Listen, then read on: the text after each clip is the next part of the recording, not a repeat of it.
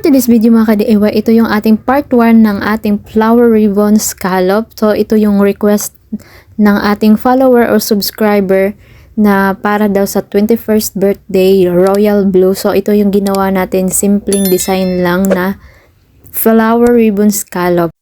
Ngayon, gagawa natin siya ng part 2 na design. So, magdadagdag tayo ng another tablecloth para sa kanyang color combination. So, ito na yung part 2, double flower ribbon scallop with color combination. Yung ilalagay lang natin na tablecloth ay silk satin na matte gold ang kulay.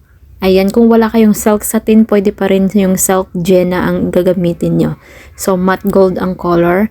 So, dito tayo sa side ng ating left side. Ayan. So, dyan tayo magsisimula gumawa ng triple folds. So, pins na lang yung ginawa natin dito dahil manipis lang naman yung ating tablecloth dahil half lang naman ng 60 width. So, pwede pins yung gagamitin nyo. Pagkatapos natin magawa yung tatlong folds, so, i-insert na natin siya dun sa ribbon scallop ng royal blue. Ayan, dapat ilabas natin yon para nasa labas yung ribbon scallop niya at yung scallop ng matte gold ay nasa likod niya. Ayan. So, next natin gagawin, doon na naman tayo gagawa ng triple folds sa marking sa center ng royal gold. Ayan. So, dyan tayo maglalagay ulit ng another 3 folds. Ayan. So, ayusin lang muna natin yung pascallop niya. Ayan. Then, ipipin natin dyan sa center ng may space. Ayan. So, maglalagay lang tayo dyan ng 3 folds. Ayan, ipipin lang natin. So, pwede tayo maggamit ng pins or yung tire wire. So, depende sa inyo kung anong gagamitin nyo. Kung gagamit pa kayo ng tire wire or pins lang. So, dito, pins lang yung ginamit natin. Dahil manipis lang naman siya.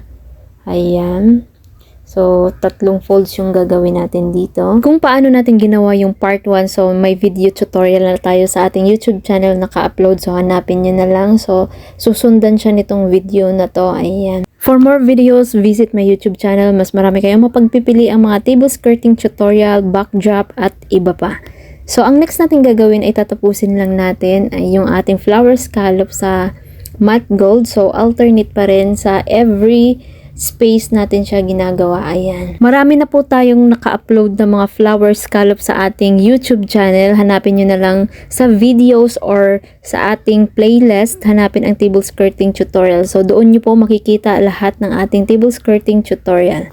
So, ito na, tapos na natin nagawa yung ating in-insert na matte gold tablecloth. Ayan. So, ang next natin gagawin ay ibubuka na natin yung kanyang mga folds para maging flower na siya. Ayan. So, hatakin mo lang, ibubuka. So, lagi natin to ginagawa kapag flower scallop yung design natin. So, ayan, ibubuka mo lang siya. So, natural look lang yung gagawin natin dahil manipis lang naman yung tablecloth natin dahil half lang yung ginamit natin. Kapag full yung tablecloth na 60 width yung gagamitin nyo, i-ano nyo siya, ipa-zigzag-zigzag nyo yung folds natin dahil makapal siya, kaya para mas malinis siya tignan, ipa-zigzag-zigzag mo. Dahil nga dito sa ginawa natin, half lang ng tablecloth, so natural look lang. So dito makikita nyo, so nakikita yung royal blue, yung tablecloth. So tatakpan lang natin, hatakin lang natin yung matte gold at lagyan ng pins para hindi makita yung nakausling royal blue color. So ito na yung final look niya.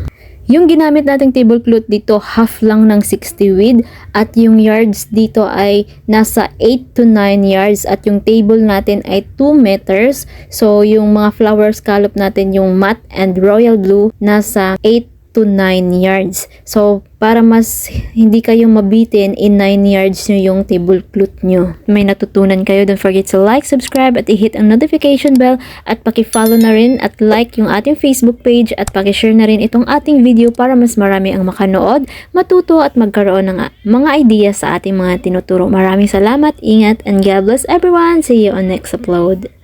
Please share!